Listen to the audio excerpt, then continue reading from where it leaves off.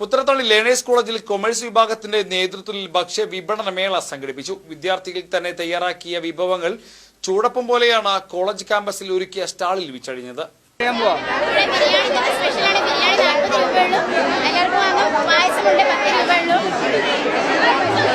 പായസം വിത്ത് പപ്പടോ, പായസം വിത്ത് പപ്പടോ.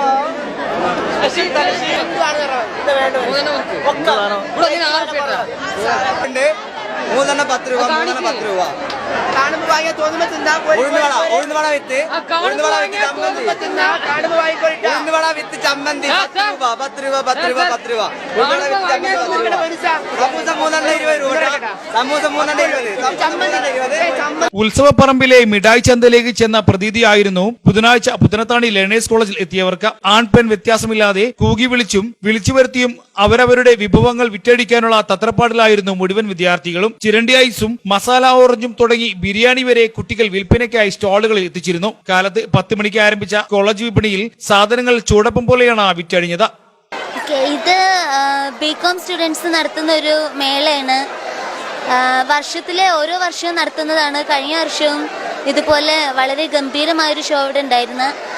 BCom student ആയതുകൊണ്ട് തന്നെ ഇതിൻ്റെ ഒരു പ്രധാനപ്പെട്ട എയിം എന്ന് പറയുന്നത് ഇവർക്ക് നല്ലൊരു മാർക്കറ്റർ ആവാനും ഒരു ബിസിനസ് സംരംഭം എങ്ങനെ ഒരു നല്ലൊരു വെഞ്ചർ ഇവർക്ക് ഒരു ബിസിനസ് വെഞ്ചർ എങ്ങനെ ഇവർക്ക് ഭാവിയിൽ പടുത്തുയർത്താനാവും എന്നതിനൊക്കെ കുറിച്ചിട്ടുള്ള ഒരു ട്രെയിനിങ് എന്ന രൂപത്തിലും അതുപോലെ തന്നെ കുട്ടികൾക്ക് കോളേജിൽ എല്ലാവർക്കും നന്നായിട്ട് എൻ്റർടൈൻ ചെയ്യാൻ പറ്റുക, ഒരുപാട് ഫുഡ് ഐറ്റംസ് പരിചയപ്പെടാൻ പറ്റുക, ഇതിനൊക്കെ നല്ലൊരു പ്ലാറ്റ്ഫോമാണ് ലേണേഴ്സ് കോളേജ്, ഞങ്ങളുടെ പ്രിയപ്പെട്ട കോളേജ് ഓരോ വർഷവും ഒരുക്കുന്ന ഈ ഒരു മേള.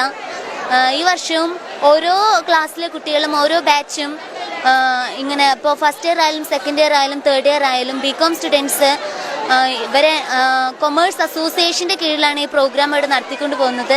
എങ്ങനെയാണ് ഒരു വസ്തു വിപണിയിൽ എത്തിക്കുന്നതെന്നും പിന്നീട് അത് എങ്ങനെ കാശാക്കാമെന്നും പഠിപ്പിക്കുകയാണ് ഈ വിദ്യാർത്ഥി ചന്തയിലൂടെ കോളേജ് അധികൃതർ ലക്ഷ്യമിടുന്നത്. അസോസിയേഷൻ വളരെ സംയുക്തമായി സംഘടിപ്പിക്കുന്ന ഫുഡ് ഫെസ്റ്റ്, ഇത് രണ്ടാമതായിട്ടാണ് നമ്മൾ ഇപ്രാവശ്യം ഫുഡ് ഫെസ്റ്റ് സംഘടിപ്പിക്കുന്നത്. ഇതിൽ വളരെ നമ്മൾ 10 സ്റ്റാളുകളായിട്ടാണ് നമ്മൾ തിരിച്ചിട്ടുള്ളത്. ഓരോ സ്റ്റാളുകളും 10 കൊമേഴ്സ് ക്ലാസ് അടങ്ങുന്ന 10 ക്ലാസ്സുകളിലെ ഓരോ സ്റ്റാളുകളായി തിരിക്കുകയും അങ്ങനെ ഓരോ സ്റ്റാളുകൾ വ്യത്യസ്തമായ ക്ലാസ്സുകൾക്ക് ഡിവൈഡ് ചെയ്തിട്ട് അവരെ സ്റ്റാള് അരമണിക്കൂർ സമയം കൊടുത്തിട്ട് ഓരോ ക്ലാസ്സിലുള്ള കുട്ടികൾക്ക് ഇറങ്ങാൻ ടൈം വരും, അവർക്ക് അത് പ്രൊഡക്റ്റ് വാങ്ങാനുള്ള ടൈമുമാണ് നമ്മൾ പ്ലാൻ ചെയ്തത്.